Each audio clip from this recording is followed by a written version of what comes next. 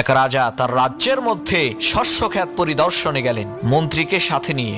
মানুষের সমান উঁচু উঁচু গম গাছ দেখে রাজা অবাক হয়ে গেলেন, কারণ এর আগে তিনি কখনোই এত লম্বা গম গাছ দেখেননি। রাজার অবাক হওয়া দেখে মন্ত্রী বলে উঠল, রাজামশাই, এই গম গাছগুলো তো ছোটই, আমাদের এলাকায় হাতির সমান লম্বা লম্বা গম গাছ হয়। রাজামশাই মন্ত্রীর এই কথা শুনে একটা মুচকি হাসি দিলেন। মন্ত্রী হাসি দেখে বুঝতে পারলেন রাজা তার কথা বিশ্বাস করেন নাই। তাই মন্ত্রী তার এলাকায় চিঠি লিখলেন যে হাতির সমান লম্বা গম গাছ পাঠিয়ে দেওয়ার জন্য। কিন্তু মন্ত্রীর এলাকার লোকেরা জানালো যে এবারের সব গম কাটা হয়ে গেছে, সামনে বছর পাঠাবে। যে কথা সেই কাজ, তার পরের বছর গম গাছ নিয়ে মন্ত্রী রাজার সামনে হাজির।